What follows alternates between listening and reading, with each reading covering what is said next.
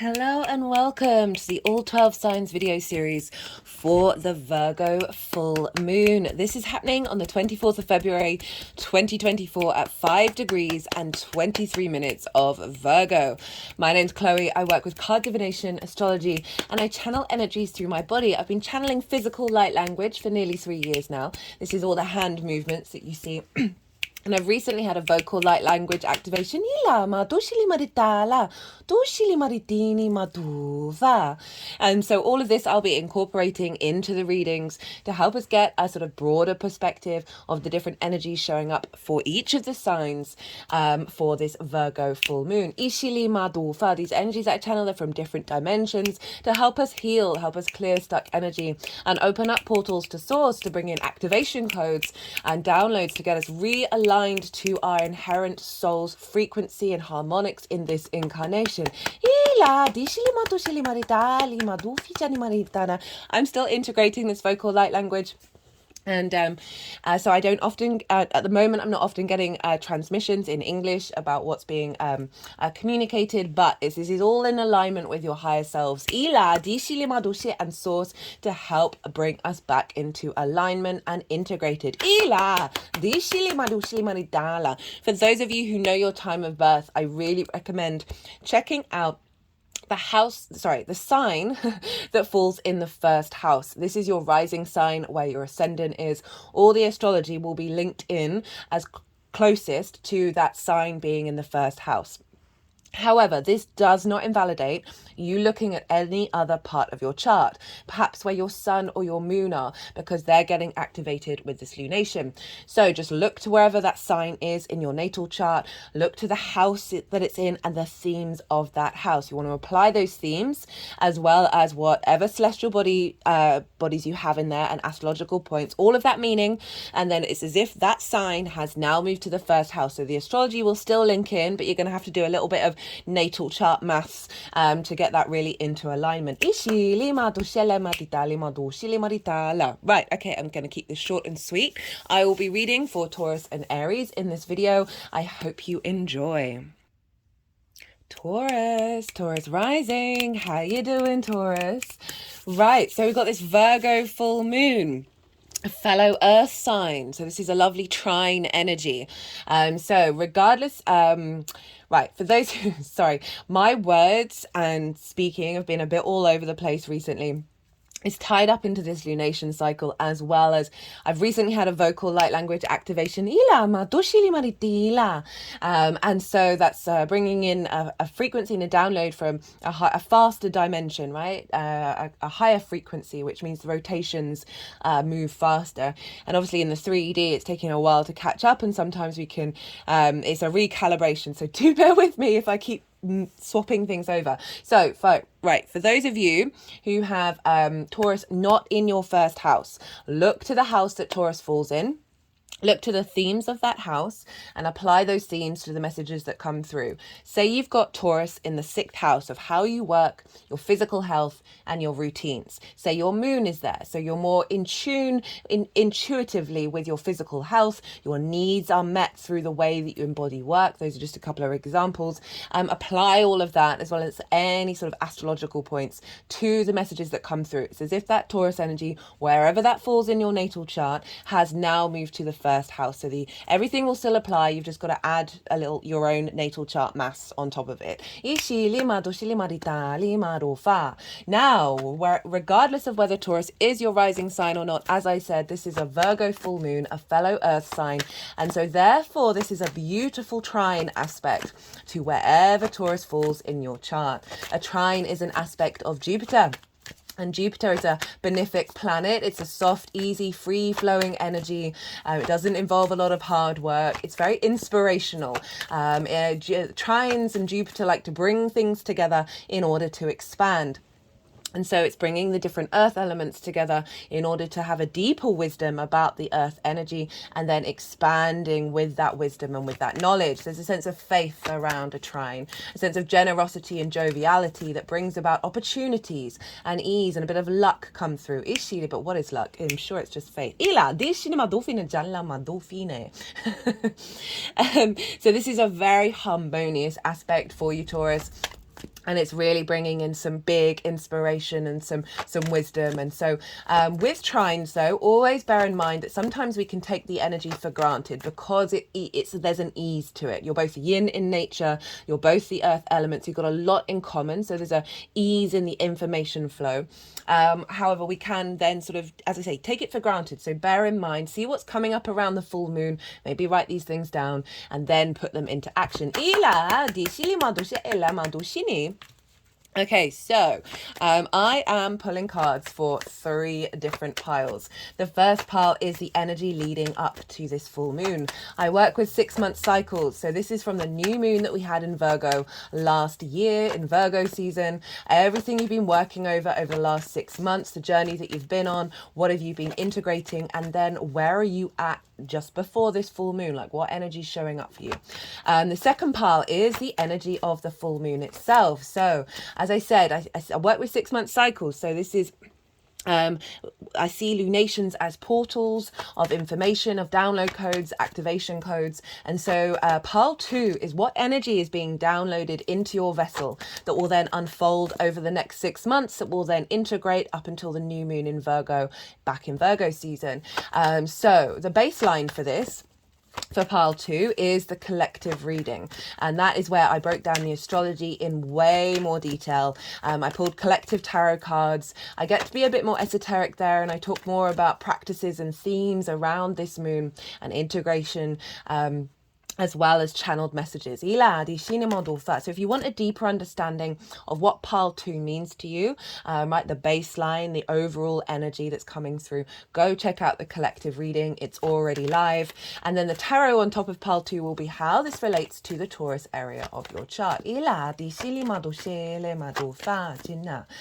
the third pile is the energy, how this energy is manifesting moving forward. So those are the 3 piles. And that's what the tarot is going to be all about. And I'm going to be shuffling and talking about the astrology. The cards are going to go all over the place. And then at the end, when all the cards have come out, the energies are going to move through me. They're going to do some energy work. And they're also going to... Of course, that's the first card that shows up, the Virgo card. That's hilarious. The Hermit has been making an appearance in every reading so far, but not in the collective reading, which was interesting. So what was I saying? Yeah, so then the energies will put the cards into the 3 piles. So ignore where these are going until the end of the reading. Now, so Taurus rising. Where is this happening for you? This is happening in your 5th house. The house of joy. This is creation energy, your creation energy, and everything I'm going to say after this stems from that power, that creation energy within you, right? It's in our sexual organs, in Qigong and Tai Chi. It's called the Dantian. It's the crucible, it's the cradle in which things manifest from our innate creative power. So currently I've got 3 main guides that I'm channeling with the vocal light language. That one that just came through is more of the masculine yang energy. It's about earth manifestation.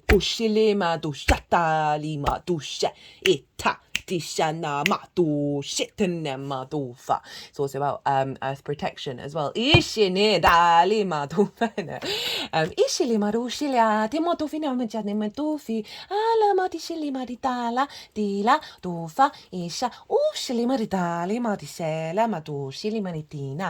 one is the feminine yin energy. It's more ethereal in nature, linked into attunement and healing.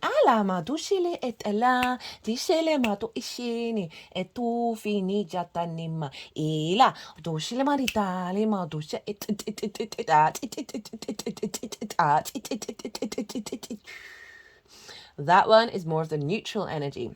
It's linked in to sacred geometry. I see it as the archetypal and architectural structures of the universe, right? So like more back to source energy. There's those fundamentals. And these 3 energies, the masculine, feminine, and neutral, we have within us, and they are here working together to help integrate that flow. Okay, where was I? Fifth house of creation energy, right? The house of joy. This is amusement, fun, play, games. This can be very creative outlets that you do, the way in which you create from your own individual mindset based on everything that you absorb around you. This can be children, both your literal children, children you work with, your inner child, or the creative things you birth into the world that feel like children.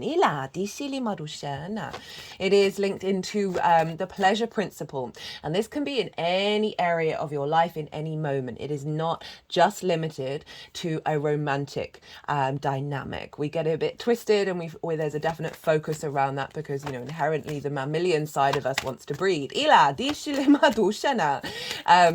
It is linked into romance and dating, right? That how what we're drawn to, the sort of the play of that energy. It's a beautiful house to have a full moon in. And so those are the sort of main things. And with full moons, I often find there's like three main themes that show up around a full moon. If I haven't mentioned one that you've seen show up for you, please put that in the comments box. I would love to hear from you all.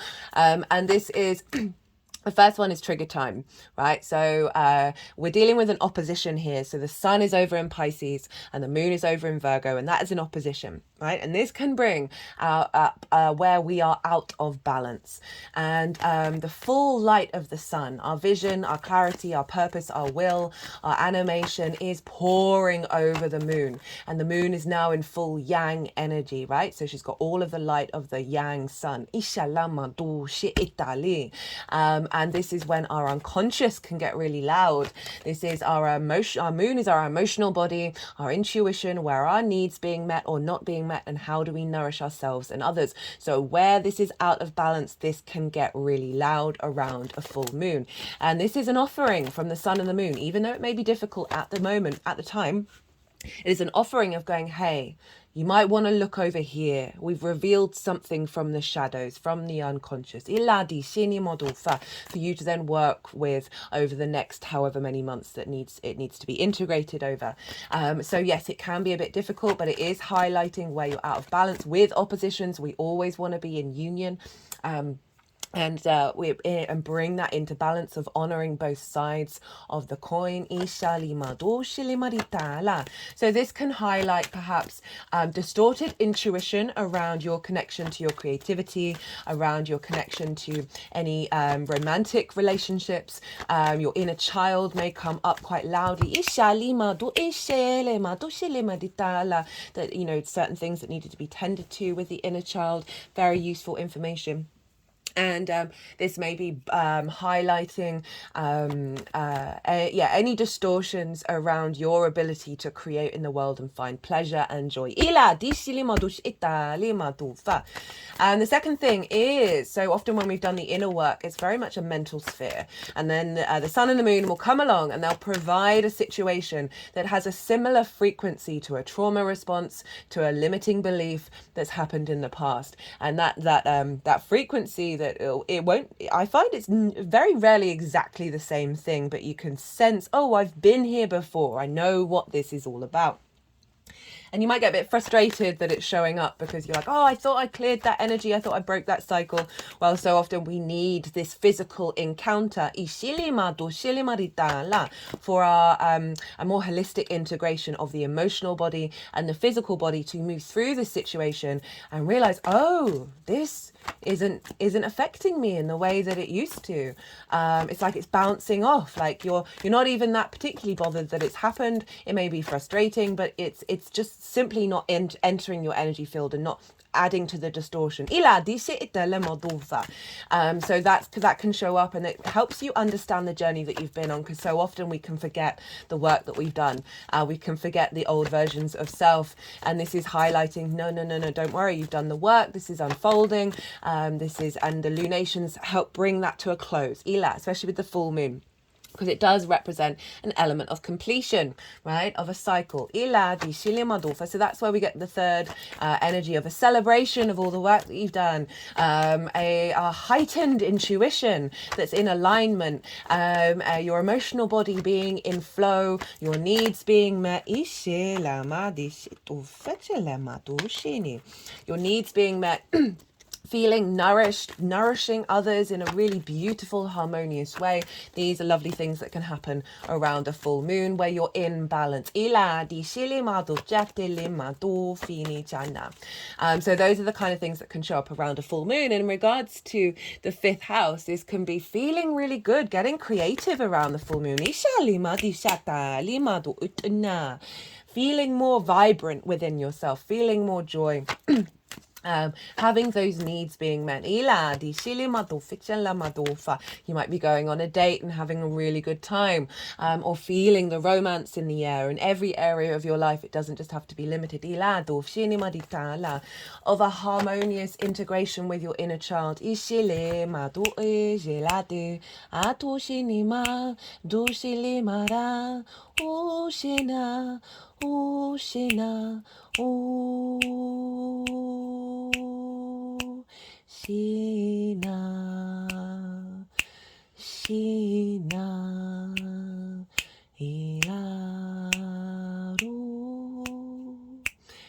the croaky singing voice. I'm a bit croaky at the moment. And so I've been on a bit of a journey with... So as I said, I'm not getting direct translations, but what is coming through more often is melodies, is songs, is poems. It's sort of more of the flow energy rather than sentences. Ishala madoshini, Ishala madoshini, alema jadufi, alima tufa, Isha, Isha, Isha, Ishala tufina. Well, that was a lovely bit of connection to our collective inner child. Oh, that was really beautiful. My singing voice is not the best at the best of times. I've had lots of distortions throughout my life, and because I haven't been able to speak my truth. And the more that I've been working on that, the less tone deaf that is coming through. That was really lovely. That was really magical. Right, so it's almost making me cry. Right, we want to look to, so this is trining your ascendant. Let's go back to how this is affecting your first house. And your ascendant is, so your rising sign is your how you embody your sun or your moon in your actions and your deeds. This is the lens in which the behind the scenes is put out into the world, and that's why it's often why people see you more as your rising sign than your sun or your moon sign, because they're not necessarily deeply connected to what's going on behind the scenes. This is your body, your appearance, your character, your sense of self. This is very much the house of you. And so we've got this beautiful trine of finding elevated wisdom, of this joy, of this creation energy that is being illuminated, and you're getting a download that's going to be activating and strengthening that. That's then feeding into your Taurus energy, feeding into your embodiment of self. Perhaps others seeing you with more pleasure and more joy, more seeing the creative nature of yourself. The healing of the inner child, that may have limited your full embodiment.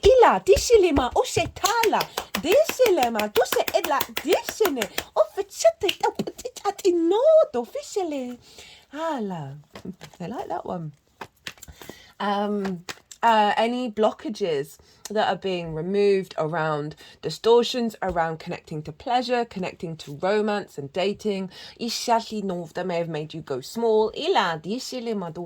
These are expanding, right? And a new frequency coming in that's connecting into your soul energy, that's allowing you to be you.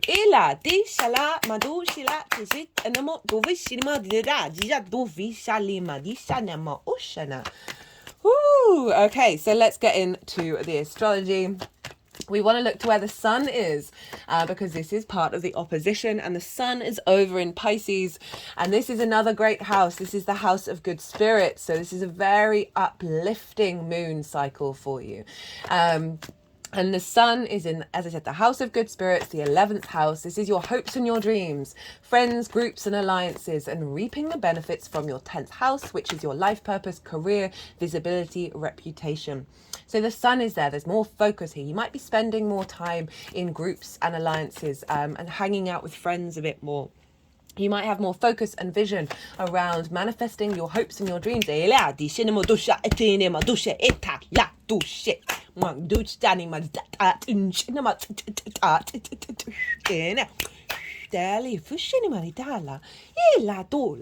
Excuse me. I enjoyed that one too. And so we've got this focus, this vision of the sun, of what I feel intuitively is that there's an activation of a deeper ability to tap into your creation energy that is then facilitating the vision around your hopes and your dreams. Groups and alliances, and like bigger groups of people, your kin. Seeing the value of your joy, seeing the value of your pleasure and what you bring to the world.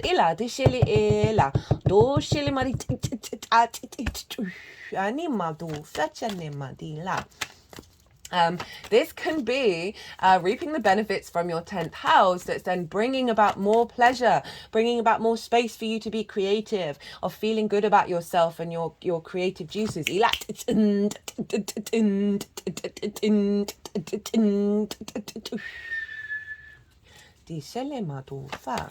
So that's some big energy showing up here. And any, right, if we think about it on the flip side of the trigger time, any limitations that you may have felt unconsciously may be coming to the surface, and you'll have the visibility to understand what's been blocking that creation energy.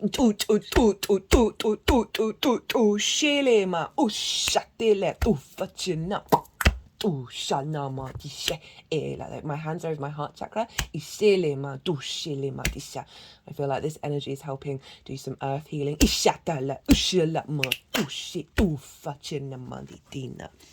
Let's talk some more astrology. So what are the main aspects that are going on? Well, not only is the sun opposite the moon, but Saturn and Mercury happens to rule this moon, because Virgo is ruled by Mercury. So we've got a real big influence of Pisces with this Virgo moon. This is shown up in the oracle cards. I pull these before every transit series. I'll do an oracle reading after I finish this all 12 signs series, and there's so much stuff about the ocean and pearls, and obviously pearls are found in the ocean, and Pisces is linked into the ocean. So this is really bringing about there's a heavyweight energy going on in Pisces. And so we've got the Sun, Mercury and Saturn all around the same couple of degrees within each other, and this is forming a big conjunction stellium. They're going to go exactly conjunct one another, all on the same day. Mercury with the Sun, Mercury with Saturn, Sun with Saturn, all on the 28th. I've put all the details in the description box. I've put the degrees for this moon and the date and all of that. That's all in the description box. So what I really like about this is, so Mercury in Pisces is traditionally in its fall. I've done a Mercury in Pisces series last year. You might want to go check it out, particularly if you've got any, if you're just interested, or if you've got Mercury in Pisces or know anyone who does, because there's so many people. I did a list of famous people who have Mercury in Pisces, and they're all phenomenal. And it just kind of, it's one of those things. I work with the Hellenistic principles over 2,000 years ago, and they've got certain structures of how they define planets in certain signs. And one of my favorite things is to try and, see the flip side and find another narrative, because yes, I use that as the baseline, but I also work a lot with my intuition. And really, like the Mercury in Pisces, yes, it's not the analytical, detailed orientated, figuring out the like all the steps to the plan. This is the opposite of being in Virgo. This is the guru, the sage, the trickster energy who's telling you a riddle about the universe that fundamentally, inherently feels like it makes sense, but also you're baffled and confused, right? It's very sort of left field energy, very fluky, very riddleish, and metaphors that would never have crossed your mind that make perfect sense. Theo Von, a comedian, he's got a great podcast, and he's Pisces, and he's got a Mercury in Pisces, and he gets compared to being, not being very bright, and then also gets being told that he's a sage, and it all depends on what person he's got on his podcast. But all the philosophers that I've watched with him, they're all on a level, right? They're on a level because he has a way of bringing the magic of the roundabout way of getting to things, the non-linear, the non-rational energy, and bringing that magic that makes sense in our bones, but doesn't always make rational sense. And he, just really quite a wonderful person. So that's just one example that I've been that feels quite relevant. And so this Pisces Mercury is able to basically pull information out of the unknown. It's bringing the magic in. Pisces is a very synchronistic, fluky, magical sign. And Saturn's there, and Saturn for me in Pisces is all about bringing structure to the magic. Now, it can be a bit of a difficult planet, obviously. Can bring about restrictions, limitations, and frustrations, but it's doing so in order to get you in alignment with your authority, your integrity, your dignity, and your commitment to your legacy. So essentially, this is the combination of these three: is Mercury of Saturn bringing in legacy energy of where you're headed in the long term, the Sun bringing in the vision and the clarity of that, and Mercury being able to basically pick out possibilities that we would have potentially rationally thought were blocked off from us. That there were limitations to that. This is all about this whole structure of this moon is about bringing a frequency in that is removing the sort of control aspect and the over analytical aspect of Virgo, where it goes to extremes, of bringing that into balance, of tapping more into the yin earth nature of Virgo, of observing, and then the surrender of Pisces, that then allowing the magic of Pisces to come in and be utilized by the very practical Virgo. So practical magic is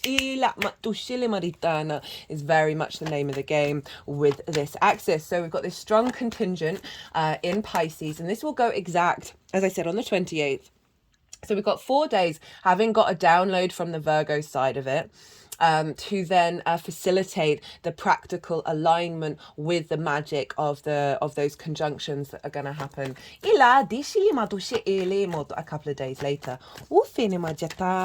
Now, the major aspects that are going on. Well, we've got Jupiter over in your sign, Taurus, making a trine to the moon. We have Ceres and Cupido over in Capricorn, trining Jupiter and trining the moon. So we've got this grand Earth trine going on. So all of that energy of the trine that I was talking about is really very earth orientated. We're bringing together all the earth signs, bringing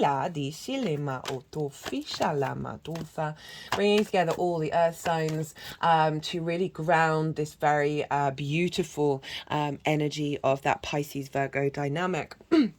Now, Jupiter is in your first house.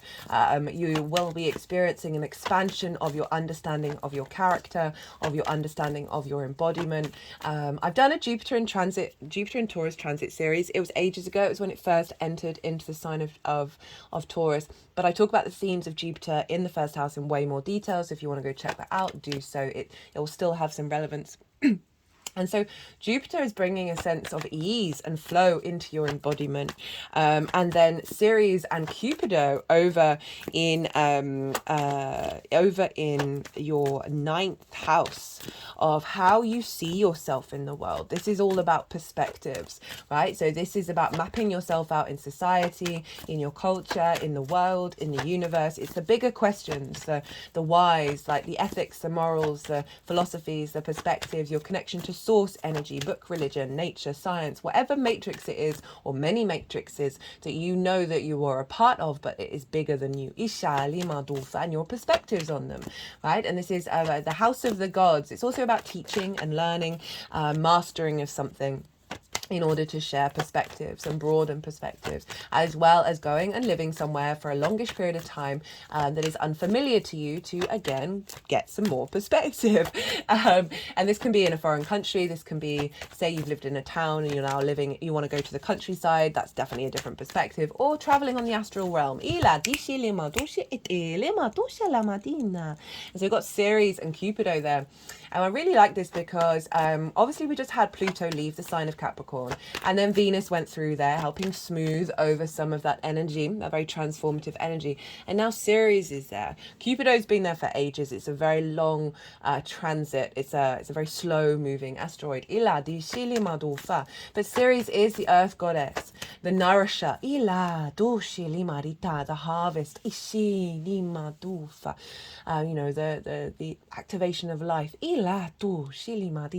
Ceres, otherwise known as Demetra, and there's obviously countless of sort of the feminine earth mother goddess energy all around the world. And they're all a part of this.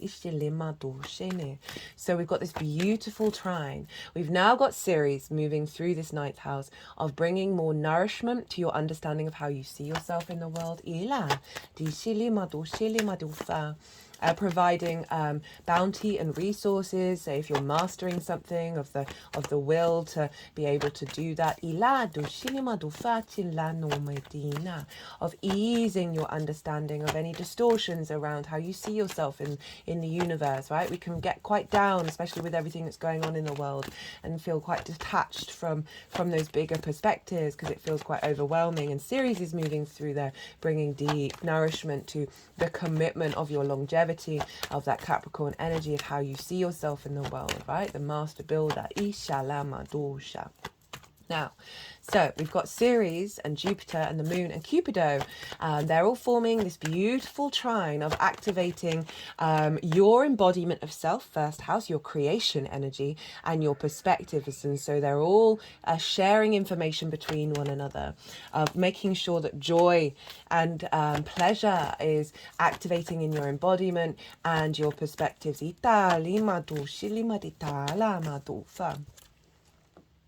This really is a rebalancing into joy. And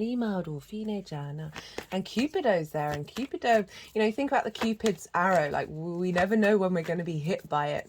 And this is tied in with this Pisces energy, because this feels like so this Pisces energy is helping bring in new realities that seem so far removed from our comprehension, our rational mind.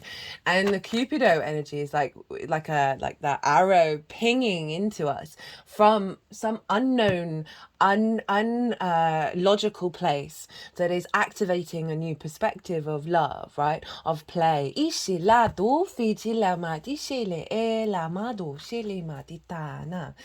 Now, Jupiter, Ceres, and Cupido are all sextiling the Sun, Mercury, and Saturn. And this is forming, let me just show it up. This will be on my Instagram account as well as on the community page. So this is forming a kite formation. And we had a kite formation at the Virgo new moon last year as well. So you see here this triangle. This is the grand Earth trine. And then these blue lines pointing towards the Sun. These are the sextiles, and it forms a kite. So we've got this sextile energy, which is an aspect of Venus, a very harmonious aspect.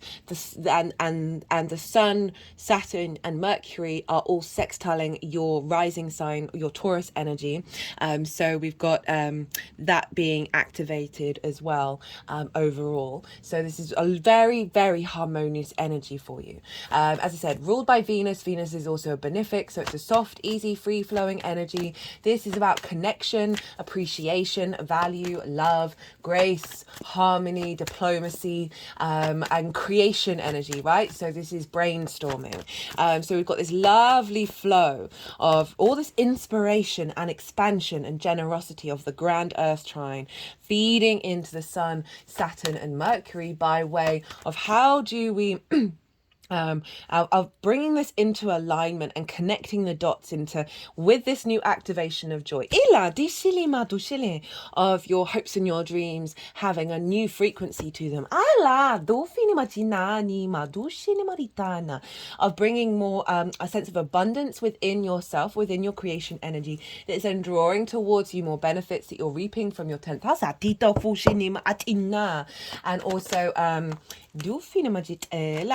and also activating more ease and drawing towards you friends, groups, and alliances that are more in alignment with your creation energy. Now,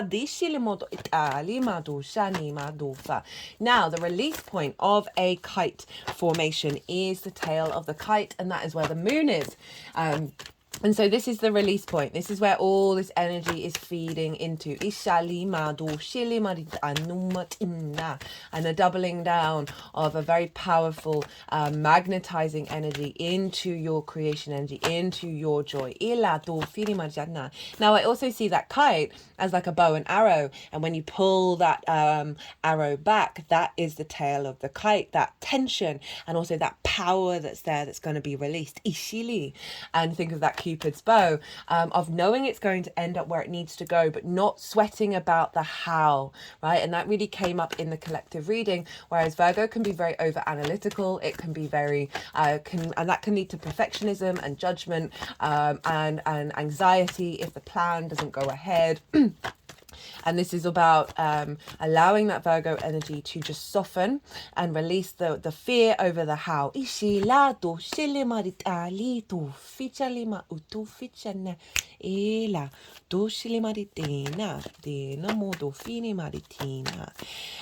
those are the major aspects that are going on. There's more going on, but that's in the collective reading, so I'm trying to keep these at least semi-short. But we want to look to the rulership now. So we deal with aspects and then we deal with the rulership, because whatever's going on with the ruler of a sign is impacting the sign that it rules, and that's Mercury. And we've already talked about Mercury being in the sign of Pisces, so this is adding on the influence of that Pisces energy to Virgo. And then Pisces is traditionally ruled by Jupiter, and Jupiter's over in your sign. So Jupiter is not only influencing, Mercury and Jupiter are not only influencing by aspect, but also by rulership energy. And so this is a doubling down on this expansion of our wisdom, of being able to collect the information that we need in order to bring about creative pursuits, pleasure, joy into our life, healing around the inner child. Now play with the inner child.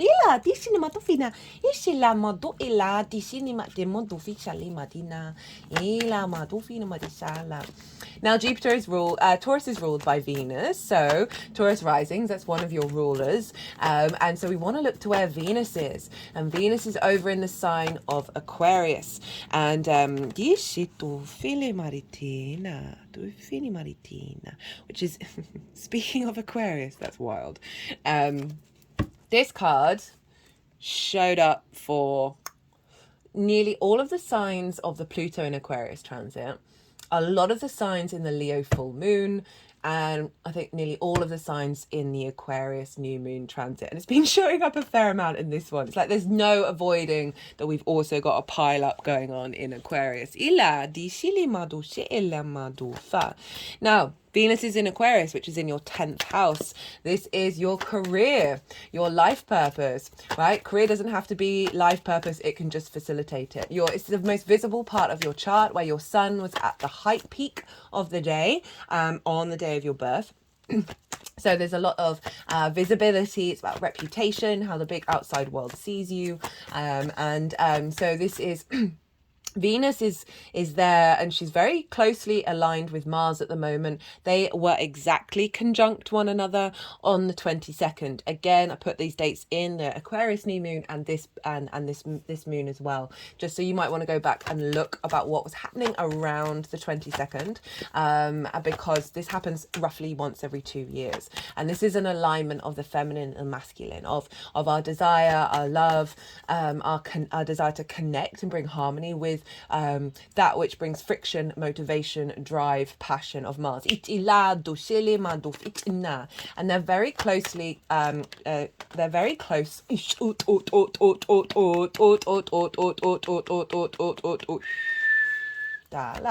very close to Pluto, and for me Pluto is inherently neutral. It represents creation and destruction that are neutral in essence. And so it's also very much linked into the ancestors and transformative energy. So I see this as an alignment of neutral, feminine and masculine together, right? Of bringing in a new frequency of this full alignment in your life purpose. And where your career may be headed. And an alignment around your visibility.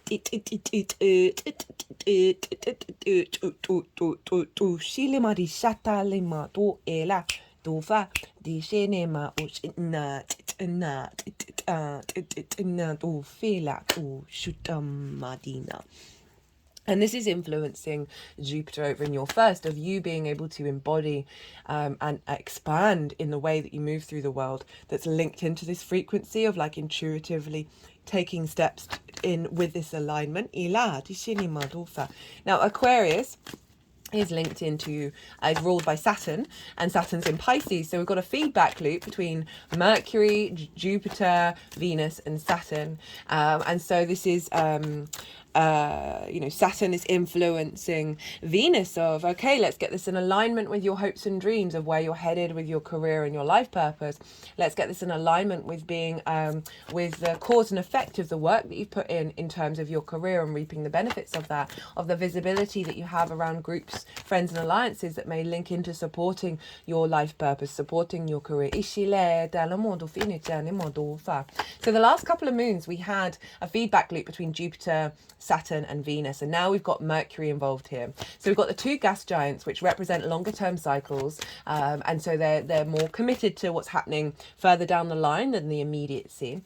We've got Venus, who represents wanting you to feel good in the 3D realm, of bringing harmony to your existence. And Mercury, of how we collect that information that's activating these new perspectives and these new journeys into different landscapes.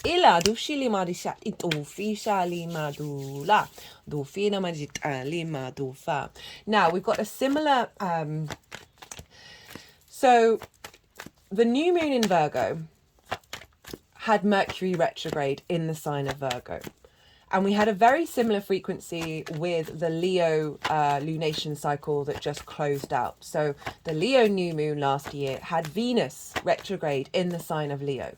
Now, this full moon in Leo that just went by, I noticed across the board that old dynamics when it comes to being valued and loved popped up a lot for everybody.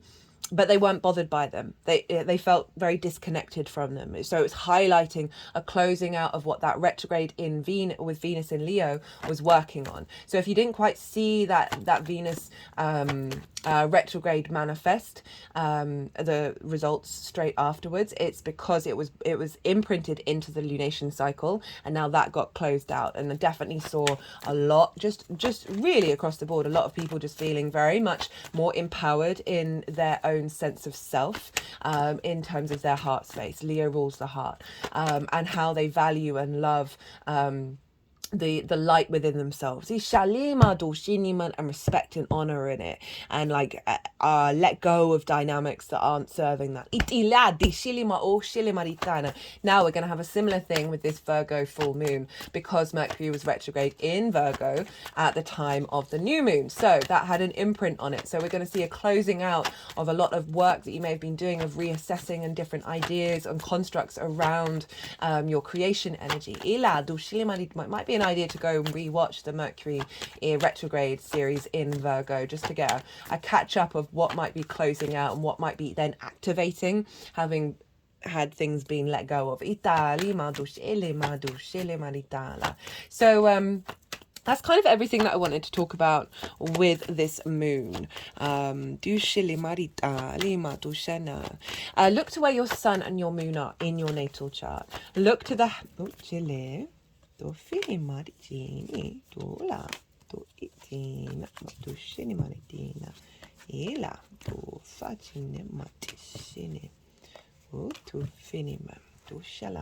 sorry, I get a bit distracted when I cut the deck. I'm so used to just cutting with jumpers, but my brain just goes right, so look to where your sun and your moon are in your natal chart. Look to the houses that they're in and the themes of those houses, because it's likely that maybe all of them, maybe none of them, maybe some of them, those themes are going to crop up with every lunation. So that will add on a more personal understanding of what these moons mean to you, because wherever your sun and your moon are will be influencing what's going on with lunations. Like, for example, I know someone who's got a moon in the 6th house, and across the board, most of the time, dentist appointments, doctor's appointments, or things around routines and how they work, right? So it's always very funny. Right, I'm going to go consciously quiet, just have the yang days action side of the reading, all the extrovert, all the go go go. Now we're gonna have a little bit of yin, night, rest and digest energy. I'm gonna go consciously quiet. I'm gonna soften my mind. The energies are gonna move through me. They're gonna do some vocal and physical light language. They're gonna move the cards around, and then they're gonna put them into the 3 piles, and that's when I'll come back round and I'll bring the tarot into the astrology. I call you to soften your mind as well. You just had loads of information just thrown at you. Let that all settle in your unconscious, and then see what intuitive hits come up for you. Do shalom. Ili ma de shele. Ela to fetch net ma do shele ma de tin tin tin tin tin tin tin shela do. Ela tin tin tin tin tin tin tin tin tush tush tush tush tush. If no.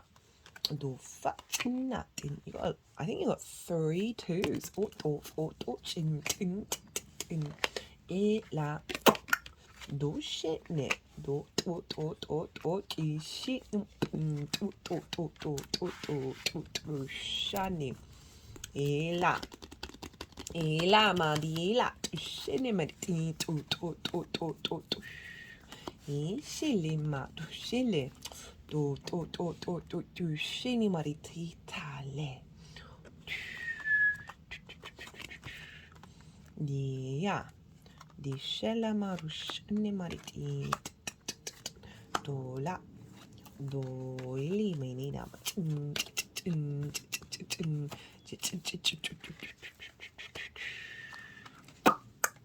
The shala. Di shalima. Do shele marititufa. Dora. There's quite a lot of cards there. Dora. Shili namato ela. Dole. Bofini mariti. Di shele. O shili meriti. O shele. Tu fini mato. Hita. Tu shene maliti. Da. In the monto shele.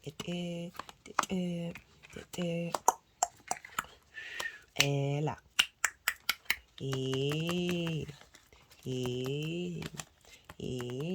Linu etele. Tu fenomagiti. Ele. Ela. Tu sheni. shini mariti la matita la maritana. Ela. Itile matishini.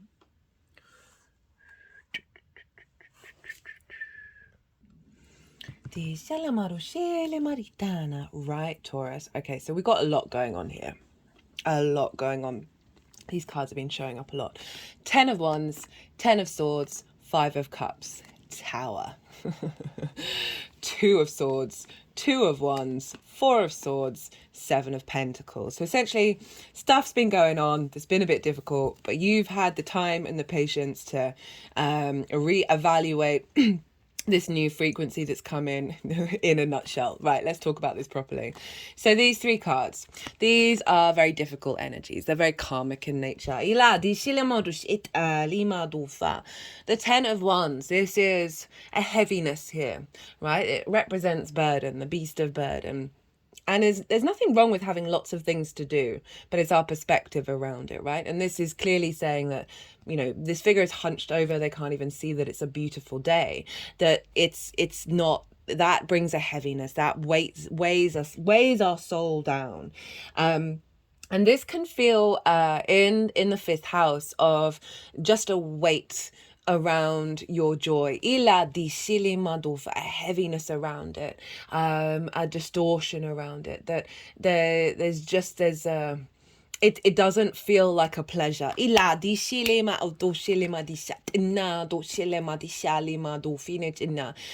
is an element of lots of responsibilities, and it could be that there's just been a lot going on in your life where you haven't been able to find that joy, and then all those things going on in your life, the joy is draining out of those as well.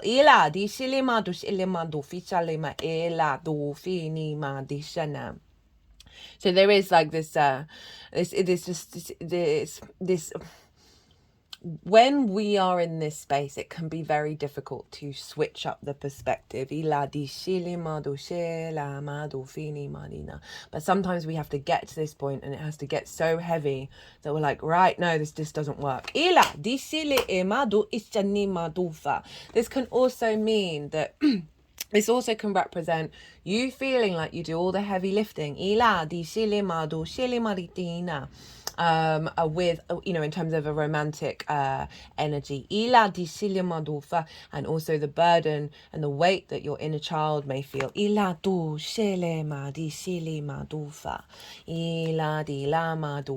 Of having to, you know, keep everything going, right? Like, so often when we were younger, we might have a parental figure that we felt like we've had to support. Just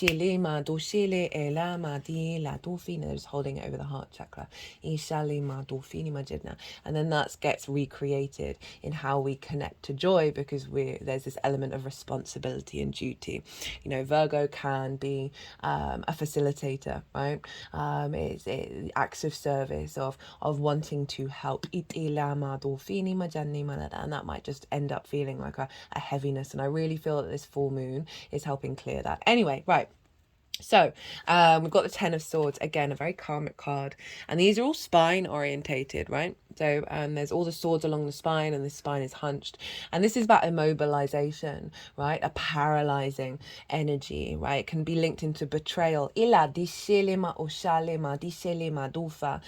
two energies combined is very much like overwhelm and then paralyzed. And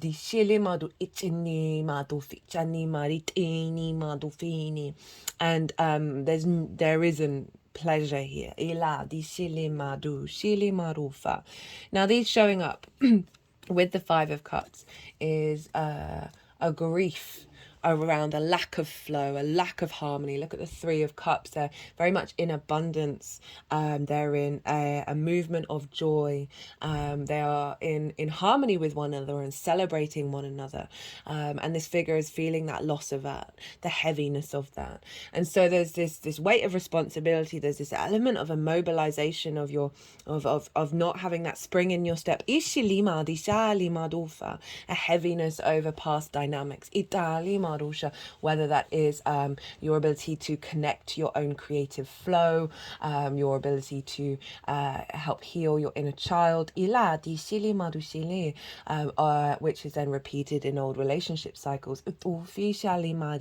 Now, I say all this, things may have shown up over the last 6 months that represent these cards, and or, because I noticed this a lot, you've just had a bit more space to be able to work through some of like the tendrils that these cards represent, right? So often when we do healing on ourselves, when we do the inner work, the integration, that once we feel like we've done a layer and we feel, oh, that feels lighter, often that then allows us to focus more on the detail, like the small tendrils that are still in there. So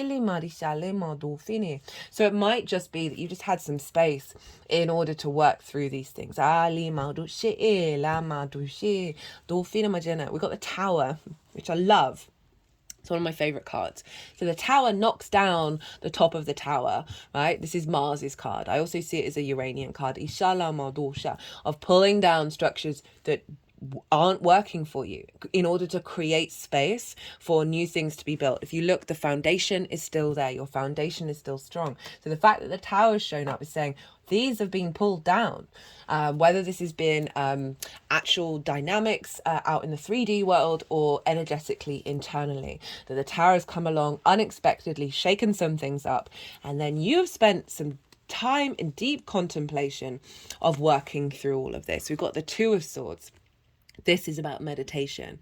This is about, this figure has turned up on a new landscape, a new realm, and they are in pause of figuring out, do I bring in old cycles, or do I sit within myself and see what new cycles come up before making a decision to take a step forward into the new landscape? It's a limbo energy. Not surprised with this, that there's been a time of pause and integration of, who am I now? Because the Two of Wands, so two twos. When we get duplicates, this is always about balance. And the power of what this energy is doing to you right now. Two of Wands, this is getting the lay of the land. So this is you in your castle, like you're feeling very confident. There's a restlessness though, because you're observing this change, you're observing the new landscape, and there's a part of you that's like itching to get back out into the world.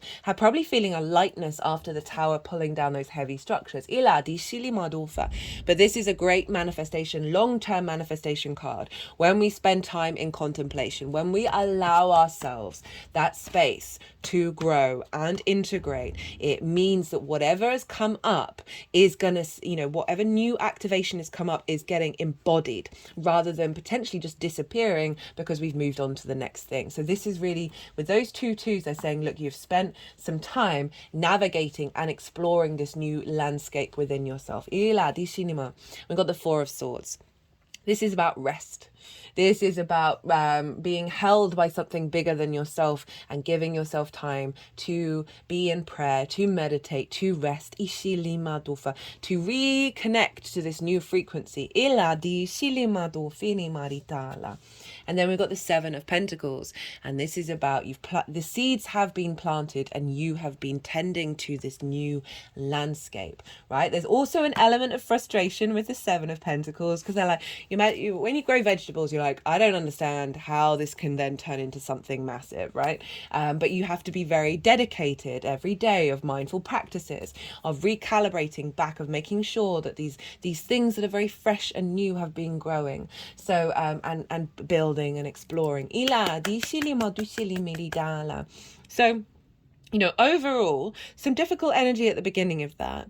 But that with that retrograde in Mercury, we were breaking out of old contracts. So it would have brought up a lot of that stuff, and it certainly did over the last 6 months in the Leo new moon cycle and in the Virgo new moon cycle. When we have retrogrades imprinted into the moon, we then carry that on forward and really bring in deeper nuance and depth. And often that means unsettling very familiar trauma responses and limiting beliefs that come to the surface. So that's really showing you have been doing some real big work over the last 6 months. What have we got for the full moon? So this is the energy of the moon that's going to be downloaded into your vessel.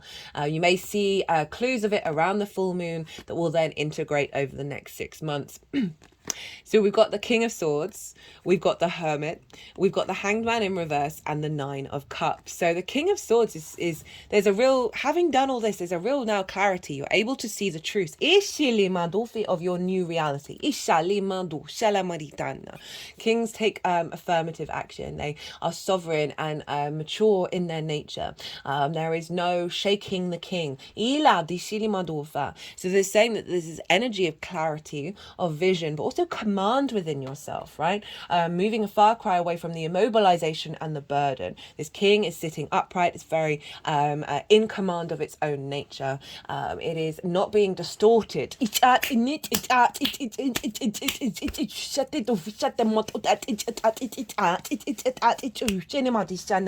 by the exterior world, right? So this can be what people may have said to us, done to us, all those things that, you know, you've got a king now looking after your inner child. Swords have been showing up a fair amount in these readings, and that's because Virgo can be deemed as an air sign because it's ruled by Mercury and it's incredibly analytical, right? So there's a vision here, there's a purpose here, there's a clarity. And we've got it with the Hermit. Which is the Virgo card.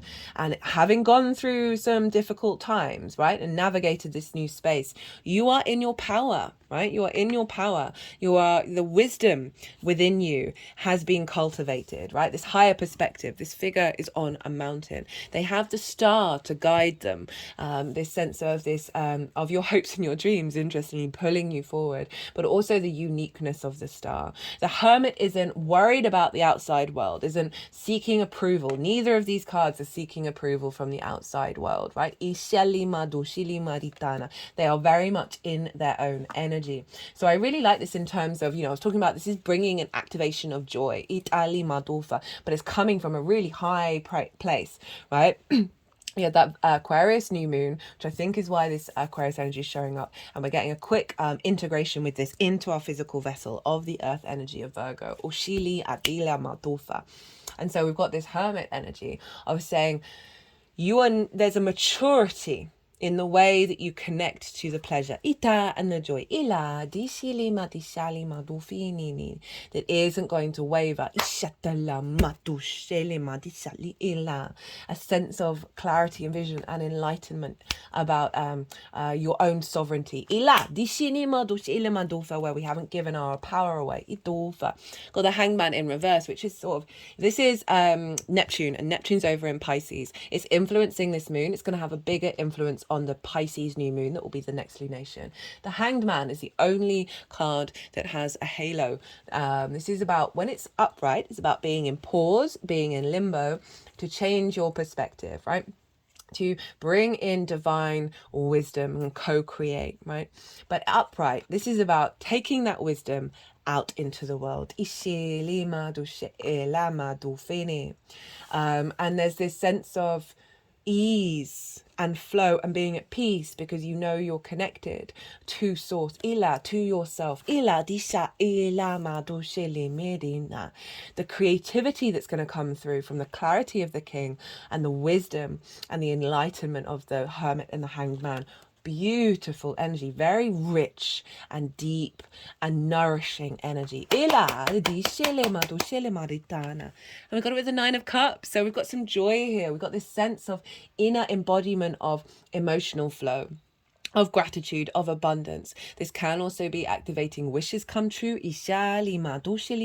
But overall, this is you feeling really good about who you are and how you connect to your joy, right? It is that internal emotional fulfillment.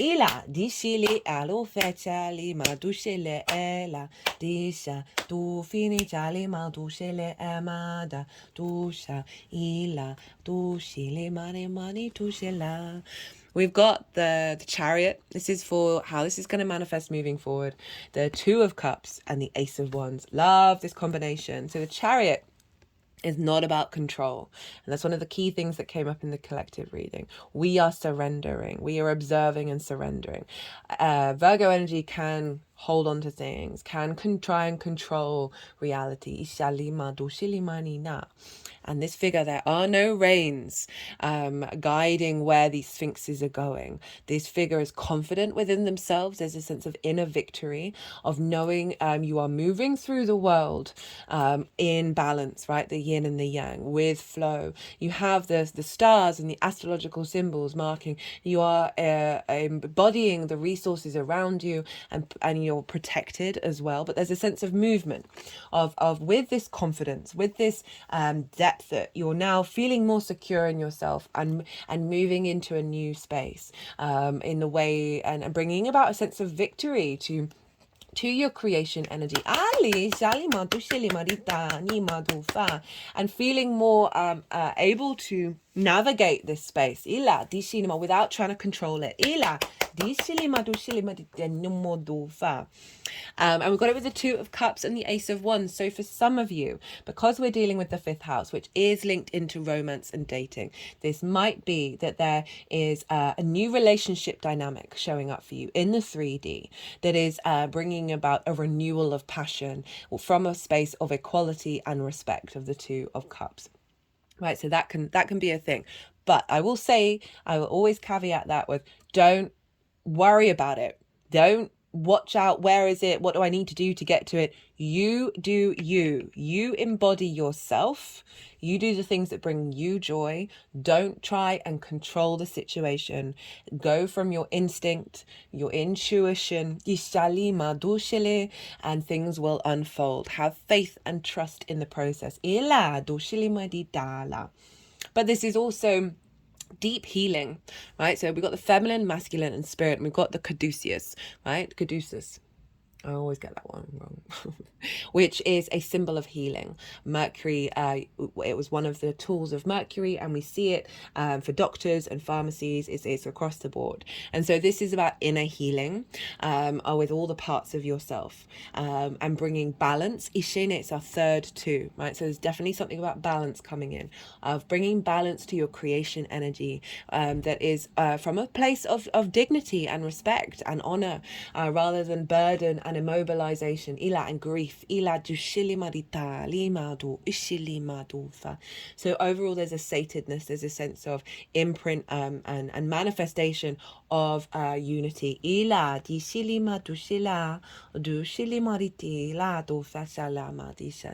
That is bringing about such a creative spark, a refreshment, a revitalization of your virility, of your joy, of your pleasure. And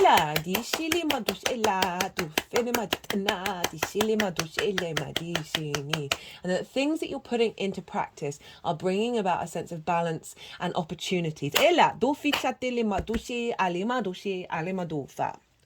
let's get some qualifiers, so maybe new messages, some clarification cards. Oh, wrong one. Did that.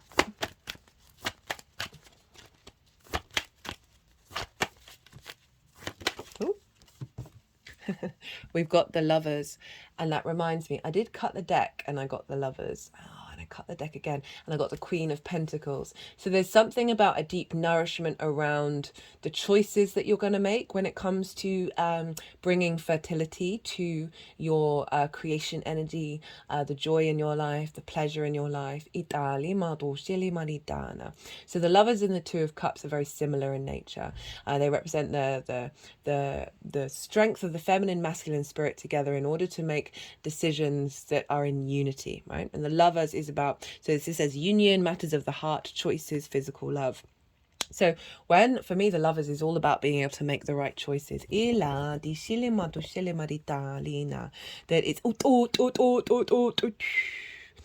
That is, so what's coming through now is a clearing out of separation energy within you. I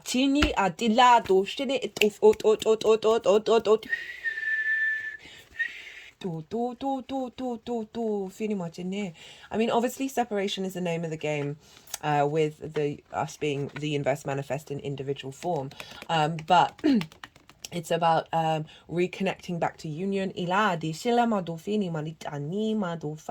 And through our separate entities, we can connect, right? There's a real sense of collaboration.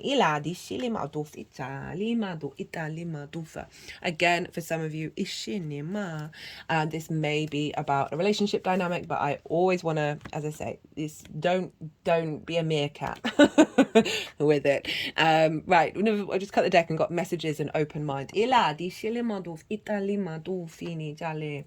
So this is a creating space for you to know yourself and be confident in yourself, which is then allowing other perspectives and other possibilities to come in, and an alignment with your decision making, rather than being like, oh, this is unfamiliar to you, I don't know what to do. There's a real sense of, if you're going down different paths that you may not have gone down before, is going to lead to an expansion in your connection to source as well, and being able to pick up on the synchronicities. We've got just cut the deck and got follow your dreams.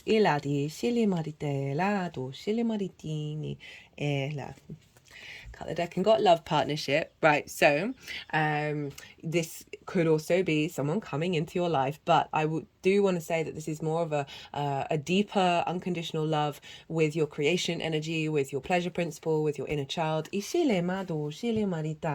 While you're in union and you're working together with your inner child, and you're in balance, that is drawing towards you more a sense of abundance. Cut the deck and got the star card. Potential, success, happy endings, promising beginnings.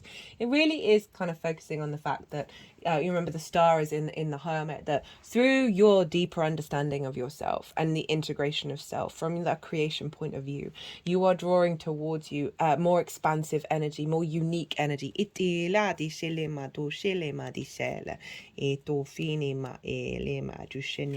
That is allowing possibilities that are beyond your comprehension. Let's